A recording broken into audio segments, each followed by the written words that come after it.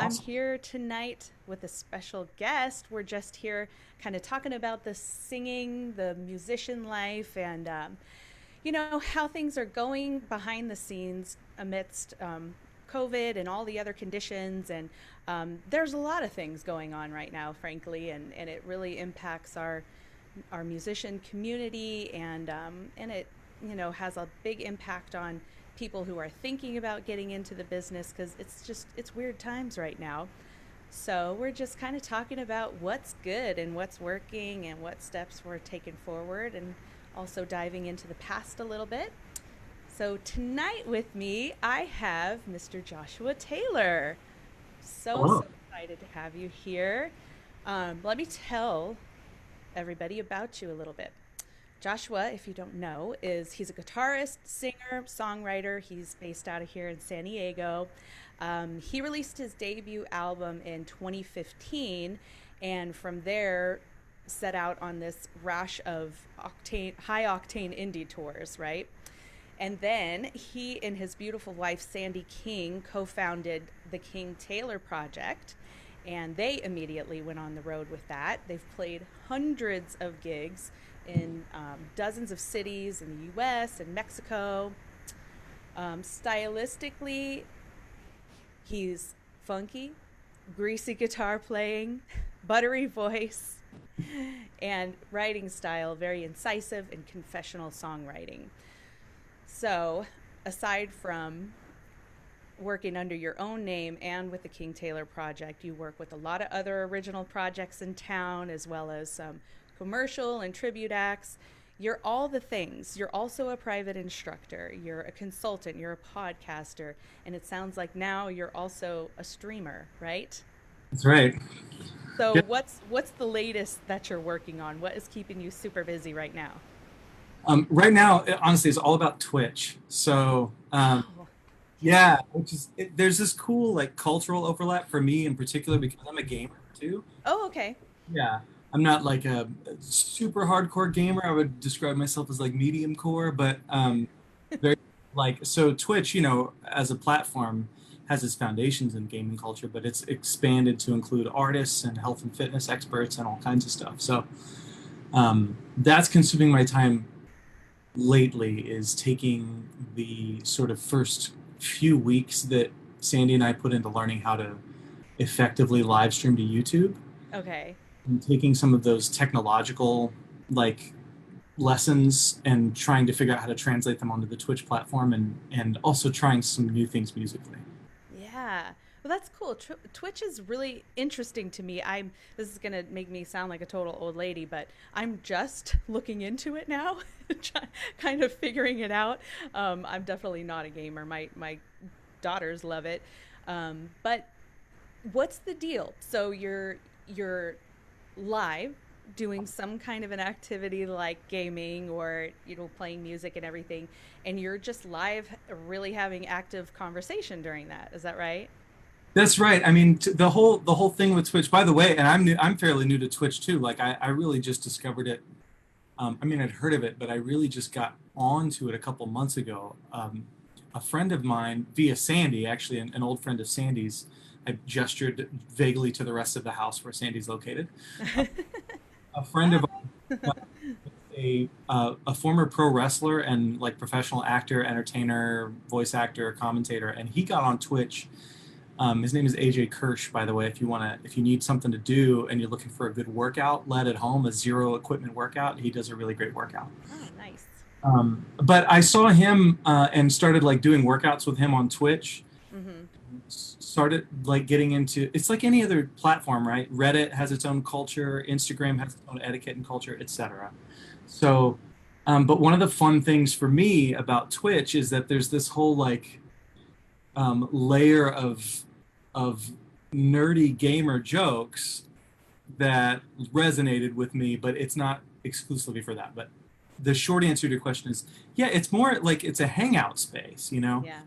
Um, YouTube feels a lot, even when it's YouTube live and you have like chat going, Mm-hmm. it feels a lot like it's really a transmit only culture that has had this this live component grafted onto it. That's precisely what's happened to YouTube from a technological historical standpoint. Right. But Twitch was developed from the ground up as an interactive community for people to watch, originally to watch other people play games and hang out with them. But it's a hangout from the, so the whole architecture and culture of that platform is built around the interactive experience. So, Yeah. yeah. What would you say? What's the audience like? Is it the younger people hanging out there, or is there? Or do you find a variety of ages and peoples? I'm continually surprised. I don't have a full read on it yet, but there, for sure, what I can tell by the streamers I follow Mm-hmm. and I'm hanging out in, there's a huge, there's certainly a huge like 18 to 30 demo on there. Mm-hmm. Um, it's not kids. It's like, I mean, they're on there as well, but a lot of the platforms, like a lot of the channels I hang out in, they're like a set to mature audiences, so it's going to be at the very least not teens and kids. But there's a lot in that age group and older, because if you think about the gaming culture, I don't know how old you are, but I think we're roughly the same age, and our generation was the first, early Xers, or I mean, sorry, late Xers, early millennials were the first generation to, like, where gaming wasn't just for kids. You know, Right. Yeah, that's true. ubiquitous. Like adults now are. So that's kind of reflected in the Twitch demographic as well. There's plenty of people, at least up to 40, really, before there's a fall off, from what I can tell. Yeah, that's great. I mean, we are so fortunate. I think I have said this to everybody that, if this was going to happen in the world, if we were going to live through a pandemic, and still be able to, get music out there, this would be the time, because there's so many platforms to do it on. There's so many opportunities, and I can't imagine what it would have been like without those things. So it's nice to know that, you can look in a couple different directions and keep things moving for yourself, right? Yeah, totally. Did you have a home studio set up before all of this, or have you actively been adding to it to stream? Um, yes and no. I mean, over the years, first when I was a hobbyist, before I sort of like made the transition to really being very serious about music and doing it full time for like income, Mm-hmm. I had some stuff, I had this and that mic, and I sort of was learning how to work in a DAW. Um, so over the years, I've bought and sold some mics and had a way overblown like sound treatment and too much stuff, and then sold it and had too little stuff and found I needed.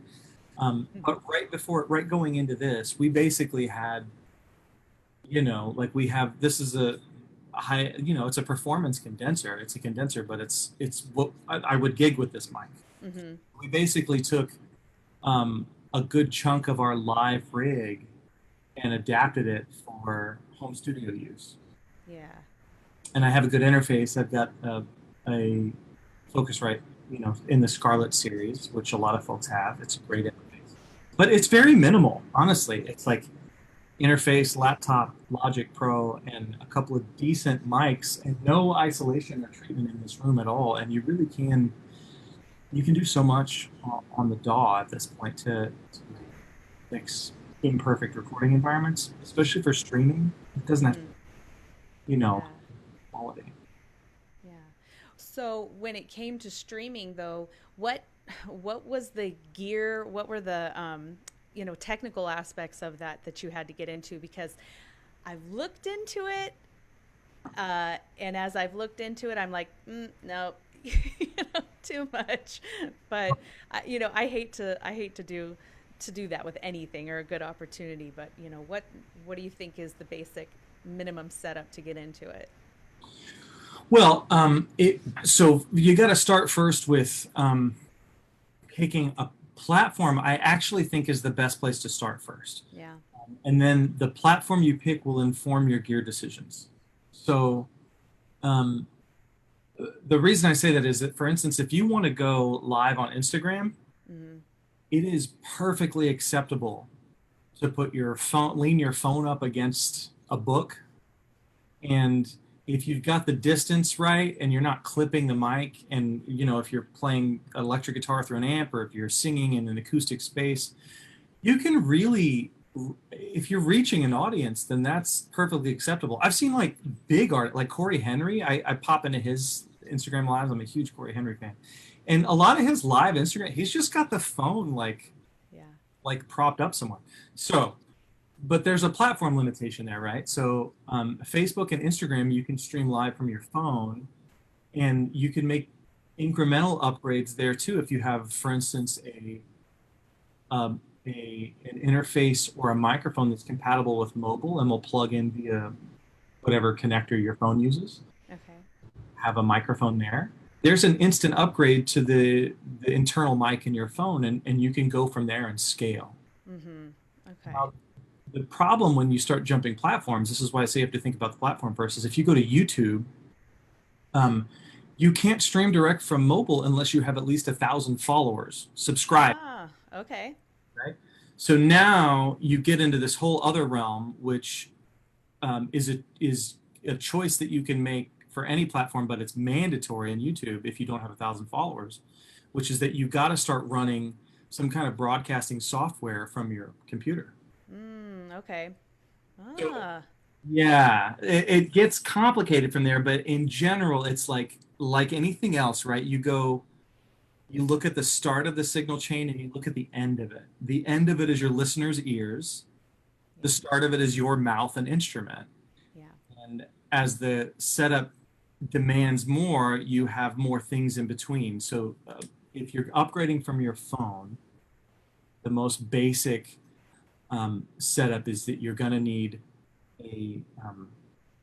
to need some kind of audio interface to get Mm-hmm. sound into your computer, and you're going to need some kind of a broadcast software to take that sound input and package it into a stream that gets transmitted. The most common solution for that is a free open source program called OBS, which I would recommend anyone look into. Right. Right. Yeah. Okay. So, what are you finding you're getting the best response from with the stuff that you're streaming? What are you streaming, by the way? That's changed over time. So when we first um, started figuring out, when I say we, Sandy and I first started figuring out, um, okay, we need to have some like virtual gigs. This is like first month after shutdown. Okay. So mid-March into like basically through the end of April, we were streaming like traditional live sets via YouTube. So we would come up with a set list, we would take requests in chat, Mm-hmm.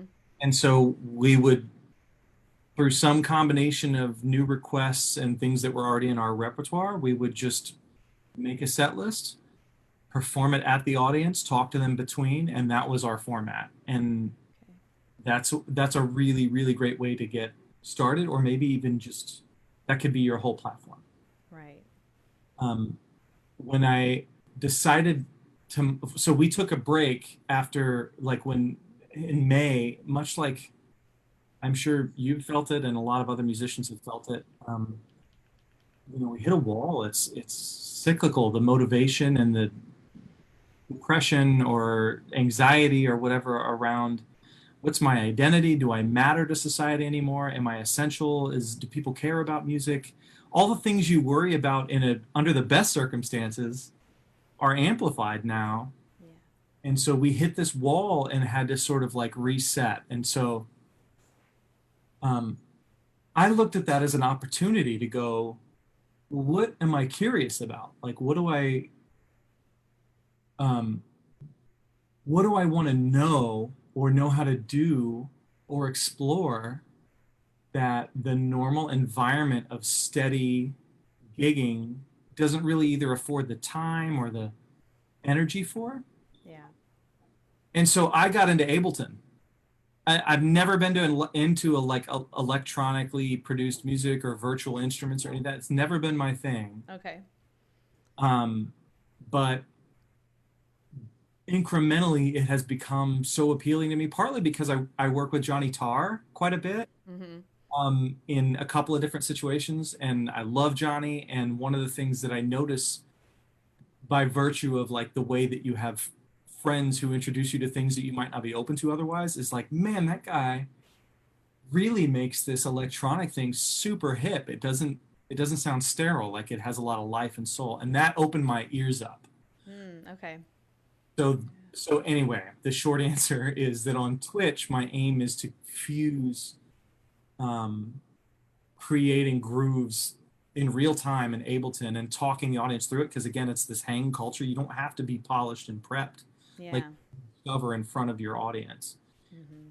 And then fuse that with live guitar performance and laying down rhythm parts and take it and just improvising over it. And so it's like kind of like the same idea as what a looper might do at a venue, but you're also there's this craft and production value into it. So that's kind of what I'm working on right now. Yeah. Awesome. I totally agree with your mindset about trying to figure out, all right, well, if I don't have that normal thing that I'm doing, what else have I been interested in? And I have been through the same process myself, um, working in my band. Um, we'd become so busy that I think I've fallen into this comfort zone, just loving what I did so much with them, but also in the background knowing that there was a lot more that I wanted to do, but just didn't quite have the time. And I had all the gear kind of sitting, sitting in my office, just waiting. So when this hit, it was one of those times where, I knew that there was going to have to be some kind of a pivot somewhere, but it just kind of forces you into those creative spaces, and it's somewhere that I honestly, I mean, if I'm being honest, I think I was afraid to go into because I had the comfort of being in a successful band already. So Cool. why would I look outside of that? But and I'm not minimizing the terrible effects that this has had on everybody, but looking for silver lining in it, there really are. There's a lot of great things coming from it, and I'm happy that I've had this time to be forced into doing a little something else. Totally. You kind of leaned into this thing. Is it okay? How topical are you comfortable getting on this? Anything. Okay. So I do want to say another thing that has been hugely beneficial to me is Sandy and I are white soul musicians. Hmm. That's the easiest, most concise way to describe us. Okay. And clearly, we owe a massive, massive debt to the history of Black music, Black artists, and Black culture. Yeah. And so there's this sort of like tacit awareness that that's a thing. Hmm. And one of the things that I have been paying attention to more lately, now that racial tension has again resurfaced with this massive wound that is never gone away in this country, is that I have noticed figures in my personal life who I have a very strong mother, and Hmm. who went through a lot of personal hardship and overcame a lot of adversity to give me the opportunities I had growing up. So, for one thing, my eyes are always I always notice strong women, but I also have been noticing a particular kind of strength in the strong Black women that I've been around. Hmm. Um, and one of the things that has taught me is that there's a certain strength and dignity in enduring hardship and adversity, and uh, but taking what's yours, like whether that's your space on the stage, being bold on stage, being confident and projecting this thing. And so it's related to me more in the abstract. I don't know if I could articulate anything beyond that, but with all of that stuff swimming around in my head, um, I have really sort of paid more attention to the fact that we as artists get really insecure sometimes for really small, insignificant reasons. Yeah. And I think about people with any kind of adversity, whether it's something that is, whether it's based on the color of their skin or their sexual preference or their political affiliation or their citizenship status, all these different reasons, their gender, all these different reasons that people have had to fight and still take up their own space. And as a white male American, I think, well, shit. I mean, like, I really should be standing firmly on my own 2 feet and using this platform to not necessarily always, I don't think that you need to make political statements, but I think that whatever you have in your artistic voice to declare that boldly. And if people in less privileged circumstances can be that bold, it's what an incredible challenge and role model that is to me to go like, well, what excuse do I have? Let me stand up and be bold. I can do that. Yes. That's been really inspiring too. Yeah. Yeah. That totally resonates with me too. I think that um, one of the things that really hit me about it was music. Being a musician is so much about self promotion. And when it is a lot about self promotion, there's so much fear and anxiety and self doubt to overcome in the midst of that. So you kind of develop this, or I'll only speak for myself. I develop this bubble of, or a smaller headspace where you begin to be so calculated with what you're going to put out there and question every artistic move that you make. And I just think in the midst of this, that you're totally right that it seems that in like one fell swoop, so many things have been just done away with that don't matter anymore. There's so many things that I thought were so important, in that uh, that now in the light of all of this, I'm like, oh, God, it just doesn't matter. And it's daunting on one hand, but at the same time, it's there's so much freedom in that. I think, I mean, there's so much work to do going forward, but I think some of the constraints have been lifted somewhat, or they're in the process of it. For sure. I was just thinking about responsibility and duty come to mind for me a lot. Yeah. Um, I don't know. I was raised in the Midwest. I grew up in Oklahoma City, and I was in the Navy for 9 years. Hmm. And I don't know what it is. I mean, maybe, I mean, surely that has contributed to it. But to me, as an artist, I still see it through that lens of duty. Like, what is my role in society, right? Mm-hmm. It can't just be. I don't want to say can't because everyone has their own experience, right? But for me, I wouldn't be satisfied just um, looking at it through the what do I want to do and why. Like that's part of it, but it can't stop there for me. So for me, a big part of the purpose is going, and part of the empowerment too is going. I have a responsibility, even if it's tiny. To my solo album went double plywood. So, but to those few hundred people, like they're gonna hear some message, and they walked up to the mic stand at the bar or went on to Bandcamp or something moved them to buy that music, right? And Mm-hmm. so whether it's not necessarily about making overt social statements, although that can be a huge important impact that an artist can make, but just the lens that you see the world through, and you're writing about love or heartbreak or interpersonal relationships or other things, right? Whatever else music is about. Like you have a worldview that is always expressed through what you're crafting. Yeah.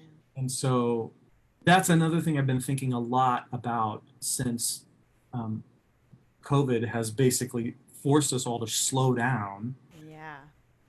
is to go like, what is my personal artistic voice? And am I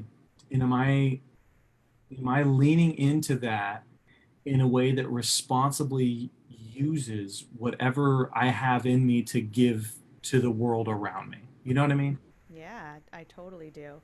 Yeah, and I think you know, if me talking to, a younger singer or somebody who's getting into the business, now more than ever, I would stress knowing why you're doing it, like you're saying, always knowing that and holding that as, a core driving force in everything that you're doing, and not to be easily sideswept into these channels that we go down that are so easy to get sucked into, which is, well, if I just change my set list up a little bit to please this audience or this particular venue or whatever, I'll at least get a crowd in tonight, you know?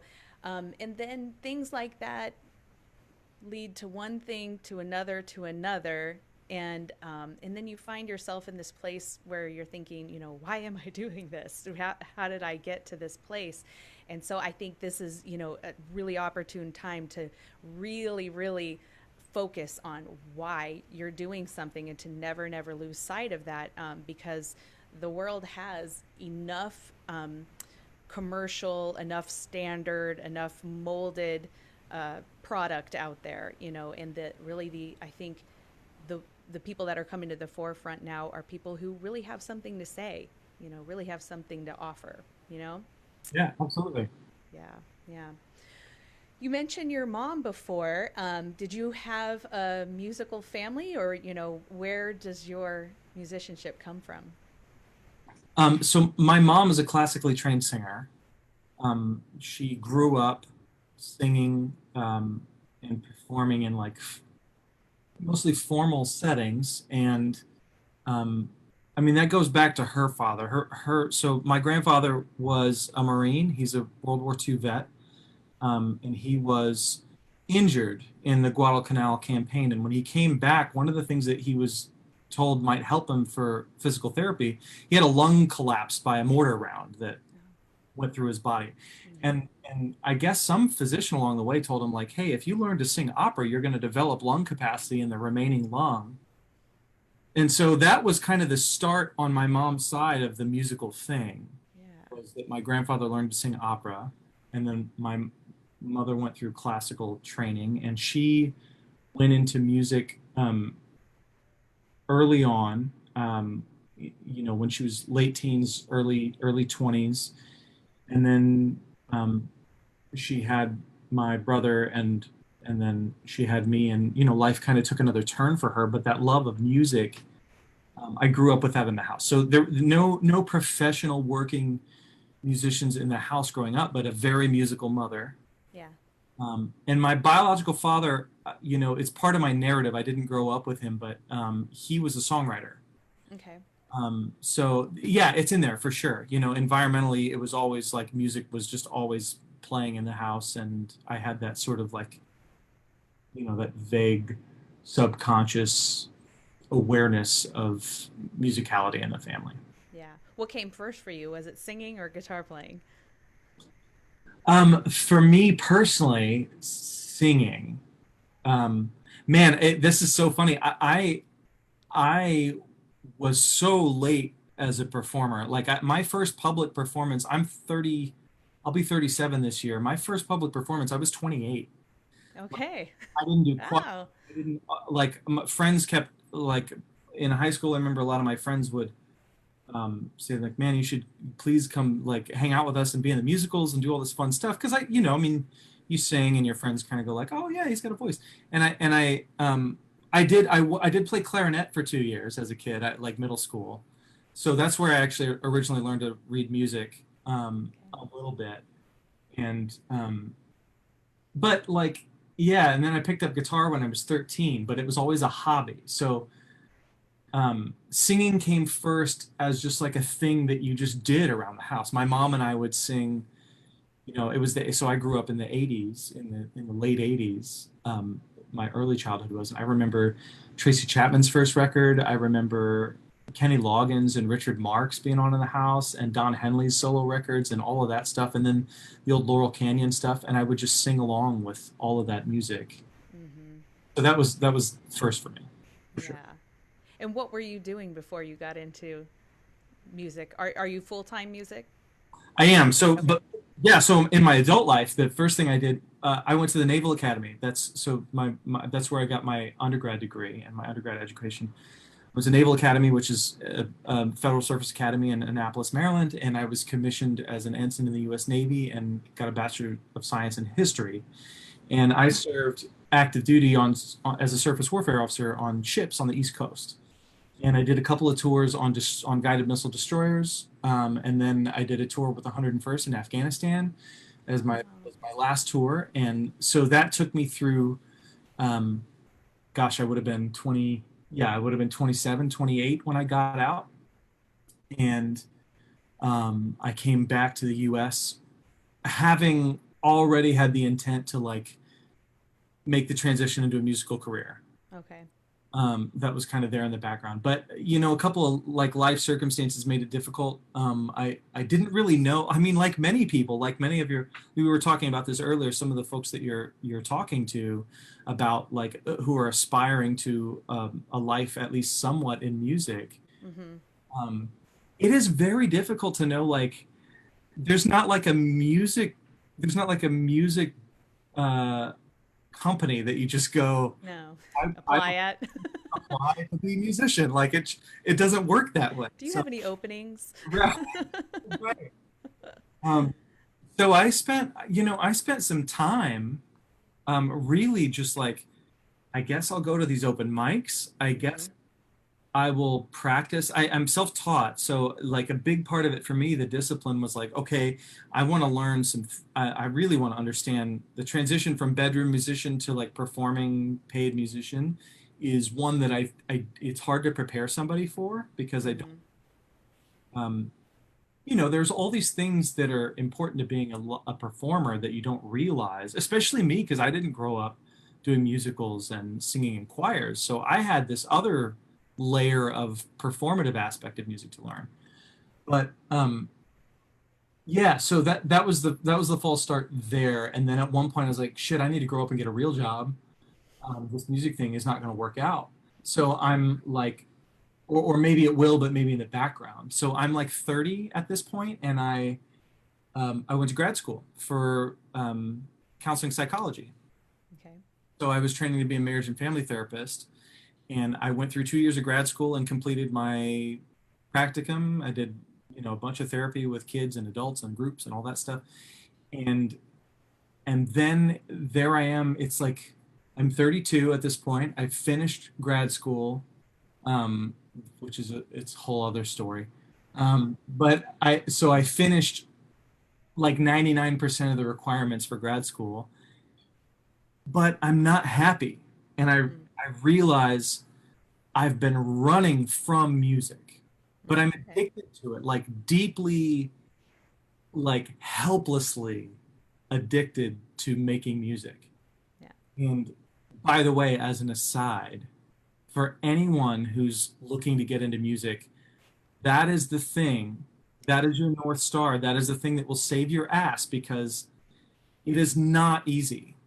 But it doesn't matter that it's not easy if you're hopelessly addicted to it Right. because your pursuit of craft is the thing that will keep you coming back time and again, and you can't let it go because it's in you. So if you've got that in you or you think you might have it, try to foster it because there really are easier. There are so many easier ways to make a living. Which circles back, by the way, to what you said about like if I alter my set list here and I do this there. Well, shit, if we wanted to bend over and do what somebody else told us to do, why don't we do that way better paid in a whole other environment, right? Yeah, that's a great point. Mm-hmm. So, um, like full respect for the pragmatism of like I've done plenty of it. I will probably make compromises continuing to go forward. Like you have to make them sometimes, but you don't want to. If you've chosen to be an artist, you don't want to live a life of compromise because you're you're straddling the fence, and it's just not worth it. Like, go do the other thing. It's way easier. But if you really have that addiction and that need for the music and that pursuit of craft being at the focal point, you just don't care. Like, the obstacles hurt, but they never for a second make you think, I gotta quit this. Well, you may have that in dark times, but you won't do it because you just can't, right? Yeah, yeah. Yeah. That that makes me want to ask this hard question, and you don't have to have the right answer or even an answer if you don't. But I'm curious to know, with where we're at. Uh, I'm a firm believer that there are lots and lots of ways for musicians to earn a living outside of being on stage.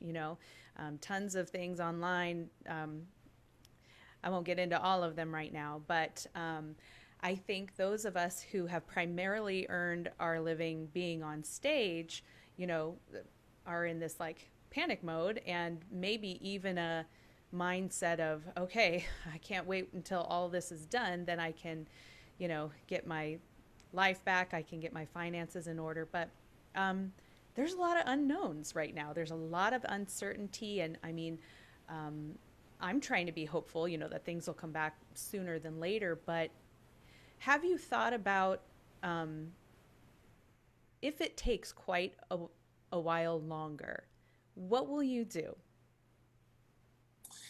Um, the first thing before the specifics of that answer is sort of like what I think of as the meta answer. Okay. Um, I have circled back to this thing I used to say to my friends when I was in my early 20s that then was naive, but now maybe is just a weird, not nihilistic, but this sort of like counterpoint to optimism, which is just like, I just think it's just life, bro. Like, that's my colloquialism. It's just life. Like, Mm-hmm. it's just life. Like that. So that sounds really vague, but what I'm getting at is that um, if you take as the starting point that we are these organisms, if you zoom out to like the Carl Sagan, Neil deGrasse Tyson level, and you take for a starting point that we're just these organisms that are living on this rock that's hurtling through space, blah blah blah, right? Then everything else is just sort of like, what are you doing with your time while you're here? Yeah. And everyone, yeah, people have different worldviews, obviously, but mine is sort of like, it's fixated a little bit. It's sort of planted in the immediately um, experiential, and so I think if if I can maintain some semblance of peace with my mindset, um, my friend, who I'm sure a lot of viewers will know, Josh Weinstein, is very fond of the term equanimity. Yeah. Um, I've learned a lot about his application of that word, and it's really just like, you just have to find.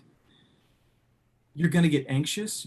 Things are going to be scary, um, but the solution is not. It's less in whatever the solution to your current anxiety is, and more with accepting that you're just going to be anxious sometimes, and things are going to be scary. Mm-hmm. And we all eventually end up in the ground, right? I mean, we do. That's a fact of life. And if you look at this arc as this beautiful, interesting ride that you get to paint with whatever colors are available to you, it's not, not everyone has all the paint available to them. That's just a harsh reality of life. But you have what's in front of you, Mm-hmm. and you have the canvas presented to you, and you get to paint that. Okay, so now out of the hippy dippy and into the specific. So what am I going? I think a lot about untethering myself from the geographically oriented gig economy. Okay. Much like I'm sure um, the greatest generation thought very often about, how do we make ourselves immune to depression, to like our economic depression, right? That Mm-hmm. we are now like, we will all be impacted forever by the experience of COVID, right?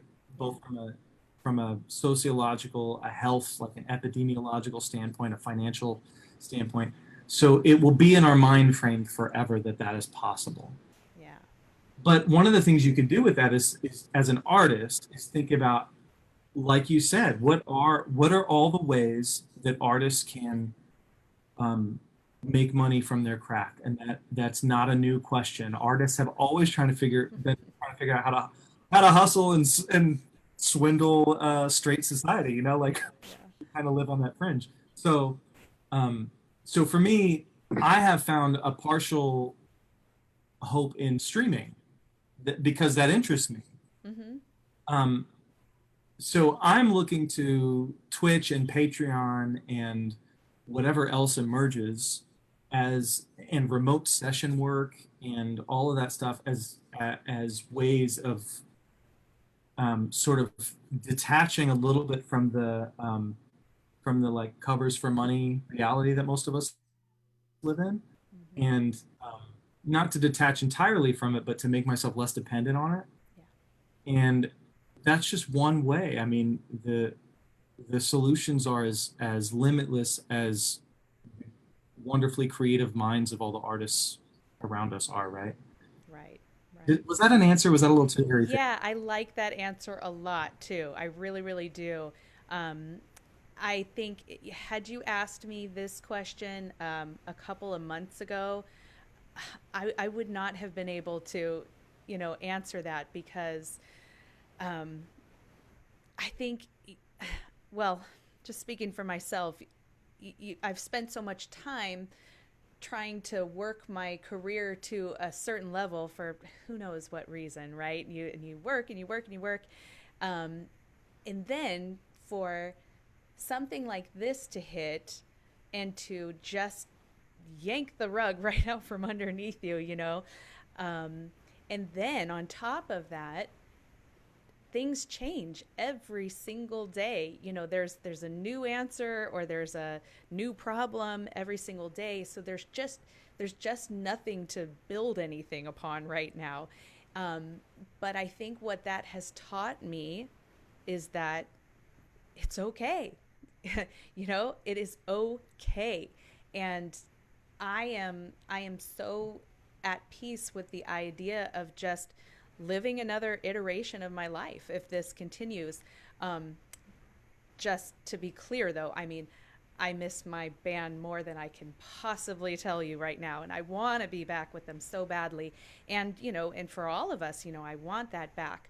But I do believe that no matter what, we're all going to be okay. We'll all adapt, and the way the world works is, there's a lot of problem solvers out there, and there's people actively coming up with brilliant ideas and opportunities every day. And if you just keep your eyes open and you keep an open heart and open mind towards those things, something will come up, in that it doesn't really matter what level, I guess, if you think of things in terms of that, of your career, but just think of it as more of a present journey. I think that's what you were trying to say at the beginning, where you're just focused on right now. Totally. What happened before doesn't matter, but what's right in front of me right now. What do I have to work with?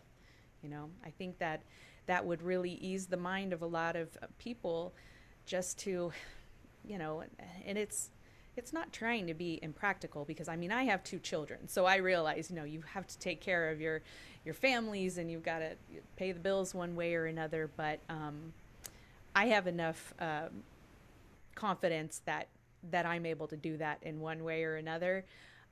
But I think it's been a big relief just to know that, God, something that has gone away, that I thought I couldn't live without before, and knowing that I'm doing great, it really changes the way you look at everything. Totally. I mean, these things that really are important are the things that are emerging. It's crazy. The artist is like the musician is intrinsic to you, right? It's not a function of your circumstances. like that person you are, um, if you take that as a given, Yeah. you find ways to make that happen. I'm not a parent, um, but like I imagine that as a mother, there's no, you never, you never look at challenge with your children as like, well, I'm just going to put the wrench down to borrow Louis' joke, but like I'm just done. Okay, I'm fine. Guess I'll go find another family. This one's not working out. They're things you take for granted, right? I mean, there you take as a starting point your mom, and there's no um, not only escaping, but there's no intent or any kind of desire to distance yourself from that reality. And if you take, I think if you take um, the other parts of your identity with that same attitude, Mm-hmm. you just find ways to bend the other stuff in your life around serving that central identity. Yeah. Yeah. Yeah. Well, ah, it's it really is incredible, and I find myself, every day. Um, I have a lot of things right now that are potentially, income earners for me. I've poured a lot of my time and energy lately more into my coaching practice, which I've loved, and I've always had the intention of building, but just had limited time, to offer to it. So I'm loving being a part of that, and I've always wanted to be more active in songwriting and improving my musicianship, and this just kind of opens the door for all of that to happen. And I find a lot of hope in that. It makes me feel pretty good. But This seemed like a yeah. message with your interview with Carissa too. That was kind of what you guys were talking about, right? Yeah. Yep, there's a lot of opportunity in it. Before this happened, you kind of hinted at this before. In the musician's life, it's a lot of ups and downs, and a lot of wins and failures, just constantly. Um, but I think we get to a point where we kind of expect it, and it kind of becomes routine, and you get used to it, and you know get a thick skin, and you're able to take it and process it, and that it's just all a part of it, and it's what I think grows you and develops you as a professional, and a decent human being, I guess. But um, looking back, can you think of anything that compares to a time like this, or any spot in your career where you did consider turning away from it or going and doing something else? Well, my flip answer is like every time I take a bad solo, I'm like I should just I quit. yeah, I quit. But of course, those are never really serious or lasting. Um, let's see. I mean, uh, what artist does not go through regular crippling self-doubt where you're like, I'm a fraud. I'm just waiting for them to figure it out. Um, I start like for me, some part of my narrative is like I started too late. Like I don't have enough years to get momentum before I'm too old to be interesting. Like that's right. I mean, all these little things you will find irrational ways to shoehorn self-doubt between you and your goals. It's just part of like our fundamental dissatisfaction as human beings, um, and some of us, like we all have our own way of struggling with that. But I think that's pretty ubiquitous, right? Like this isn't Mm-hmm. like when is this going to end? Like what I get like I sing and shake my butt and play guitar or whatever your thing is, and they like somehow I get to pay my water bill. Like I don't understand. I still don't understand how it works. So I mean, I can't. The biggest points of wanting to quit for me have always come not as a real result of something that happened in the real world, but as a result of some minor setback that I amplified with existing self doubt. Okay.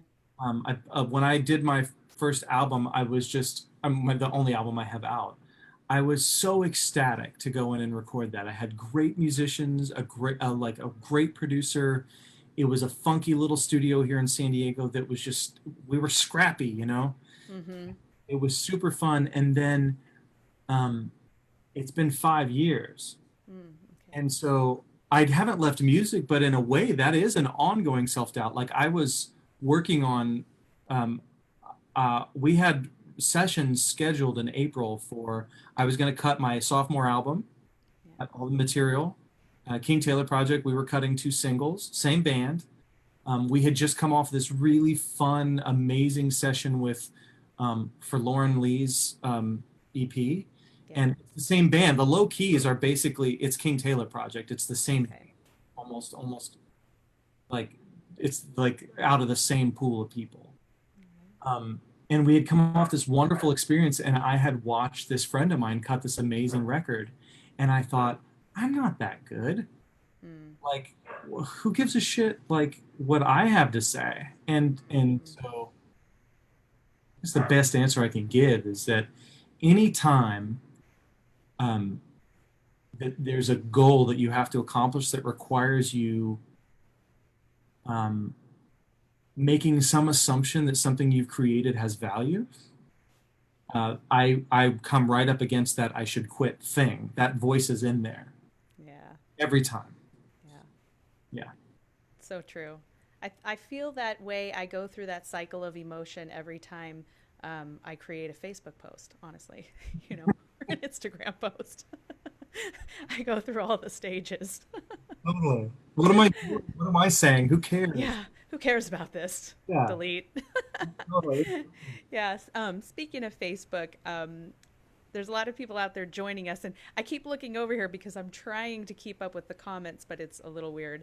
Well, we've got, speaking of Lauren Lee Martin, she's out there watching. Hi, Lauren.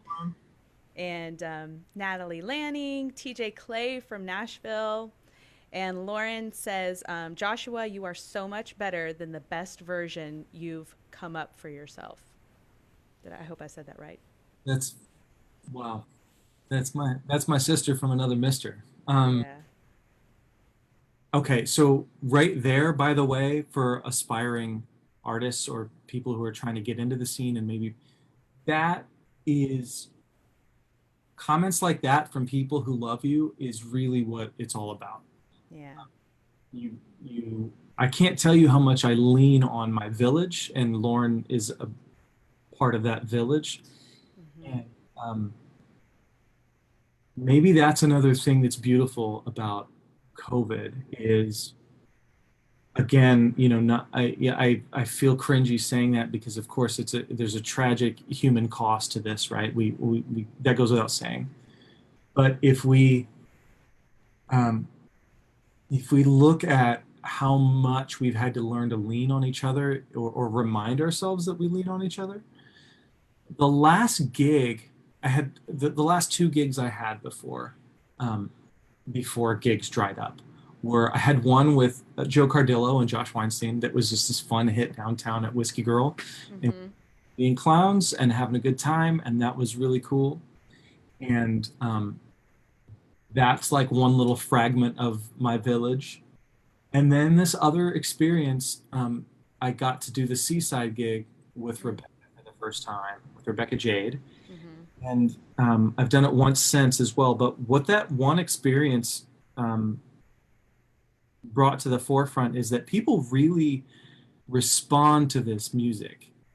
Like when you go play to the backs of heads or to people sort of like spilling their wine on your purse or tripping over your stuff at corporate gigs or private gigs or whatever. Sometimes you can get a little cynical. It's too easy. It's such an easy temptation to get cynical about it.